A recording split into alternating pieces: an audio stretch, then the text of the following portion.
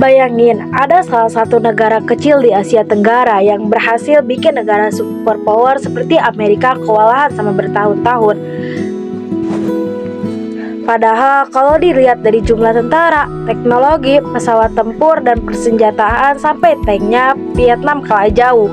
Tapi anehnya, Amerika yang saat itu dianggap sebagai negara paling kuat di dunia, tapi justru gagal mencapai tujuannya di Vietnam. Perang ini bukan cuma mengubah nasib Vietnam, tapi juga merubah politik Amerika, mempengaruhi hubungan internasional, memicu gelombang protes besar-besaran, bahkan mengubah cara dunia memandang peran modern. Lalu sebenarnya, kenapa perang Vietnam bisa terjadi? Halo semuanya, selamat datang kembali di channel ini. Kalau kalian suka konten sejarah yang mudah dikemas santai, mudah dipahami, dan gak bikin ngantuk, jangan lupa subscribe dan nyalakan loncengnya supaya kalian gak ketinggalan konten aku yang selanjutnya. Dan share video ini di teman kalian. Nah, hari ini aku akan bahas salah satu perang paling terkenal pada abad ke-20, yaitu Perang Vietnam. Belum ada Perang Vietnam, wilayah Vietnam sebenarnya merupakan salah satu koloni Prancis.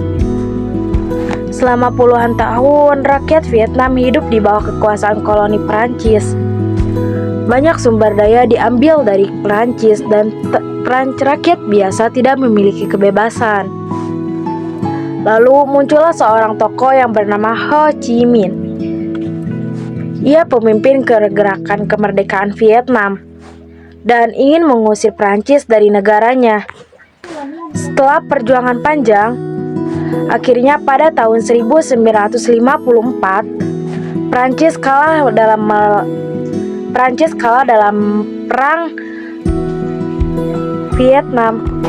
Kekalahan itu terjadi setelah pertempuran besar yang bernama Battle of Bien Phu. Setelah Prancis kalah, Vietnam tidak langsung menjadi negara yang paling damai, tapi justru masalah baru muncul. Vietnam dibagi menjadi dua bagian. Vietnam Utara dipimpin oleh Ho Chi Minh yang menganut pemimpin komunis. Tapi sedangkan Vietnam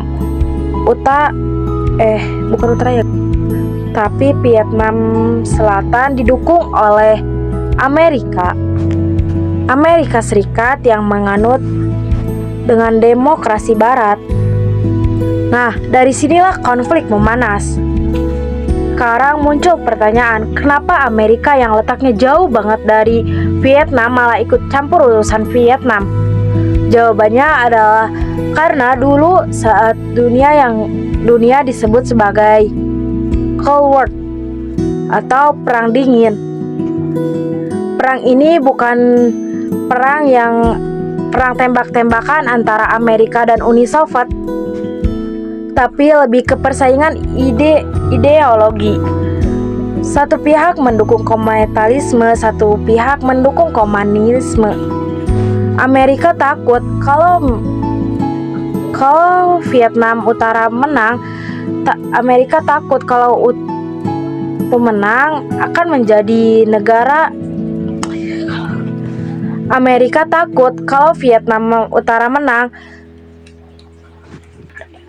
negara-negara di Asia juga ikut menjadi komunis. Ketakutan ini dikenal sebagai domino theory. Ibarat domino yang jatuh satu persatu. Kalau Vietnam menjadi komunis, Amerika takut Laos, Kamboja, Thailand, dan negara lain di sekitarnya akan ikut. Karena itulah Amerika mulai mengirim bantuan militer ke Vietnam Selatan. Awalnya cuma penasihat biasa, tapi lama-kelamaan jumlah pasukan mulai bertambah. Tahun 1964 terjadi insiden yang dikenal sebagai Gulf of Tonkin Incident.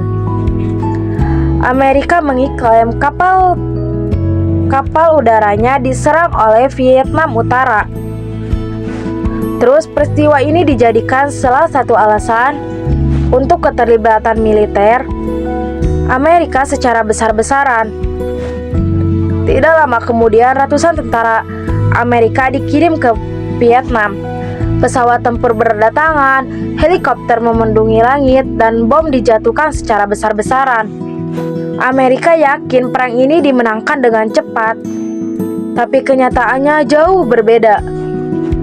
Vietnam Utara dan grup gerilya atau yang disebut sebagai Vietcong justru mempunyai strategi yang sangat sulit dan susah dihadapi. Mereka mengenal medan tempur yang lebih baik. Mereka membuat jaringan terowongan bawah tanah yang rumit. Mereka menyerang secara tiba-tiba lalu menghilang. Akibatnya, Amerika sering kebingungan mencari musuh mereka.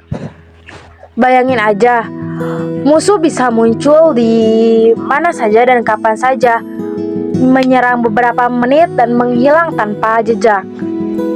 Salah satu hal yang membuat perang Vietnam unik adalah geografisnya.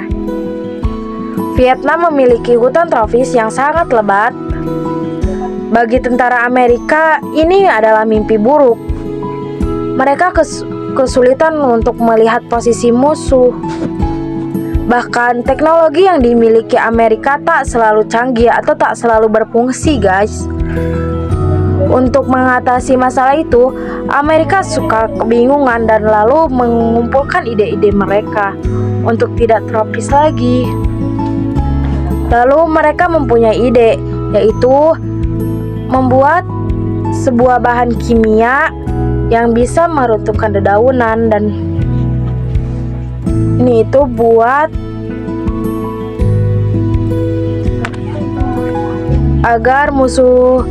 agar strategi musuh bisa terlihat.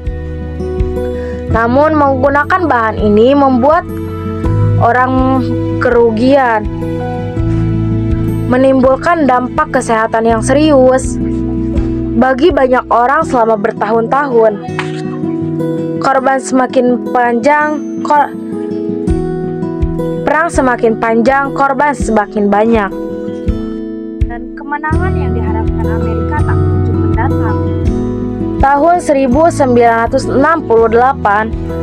terjadi peristiwa besar bernama Tet Offensive. Vietnam Utara dan Vietcong melancarkan strateginya, serangan besar-besaran ke berbagai kota penting. Secara militer mereka memang mengalami kerugian besar, tapi secara psikologi mereka menang. Kenapa? Karena masyarakat Amerika mulai sadar perang ini ternyata jauh dari kata selesai. Sebelumnya, pemerintahan Amerika sering mengatakan perang sudah dekat dan mereka pasti menang. Namun serangan net menunjukkan kenyataan yang berbeda. Kepercayaan publik mulai menurun. Media televisi menyiarkan kondisi perang hampir setiap hari. Untuk pertama kalinya dalam sejarah, masyarakat bisa melihat langsung kengeriannya perang dari layar televisi mereka. Makin lama semakin banyak perang dan Amerika menolak perang. Mahasiswa turun ke jalan. Aktivitas melakukan demokrasi. Bahkan banyak veteran yang perang mulai mempertanyakan konflik tersebut. Dan kampus-kampus mulai muncul anti perang.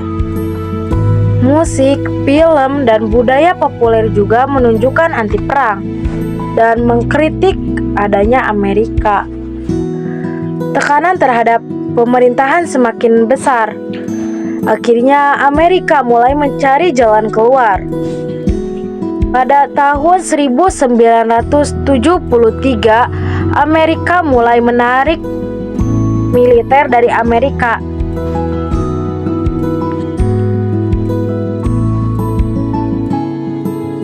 Dan 2 tahun sebelumnya atau tahun 1995,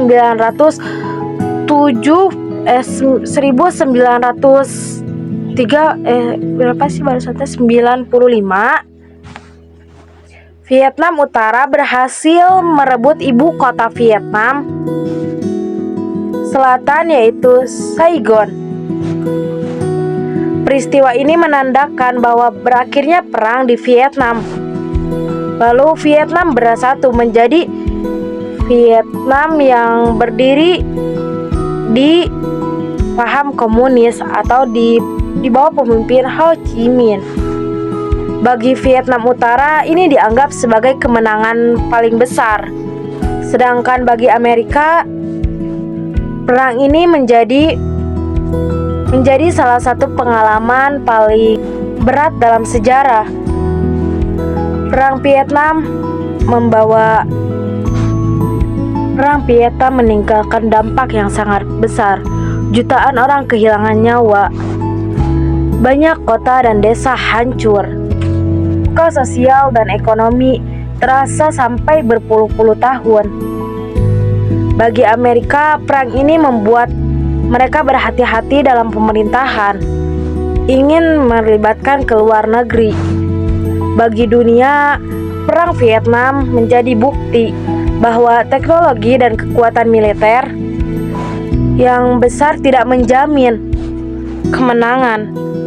Strategi dan semangat berjuang, dukungan rakyat dan kondisi medan perang bisa menjadi atau hasil akhir ya guys, hasil akhir.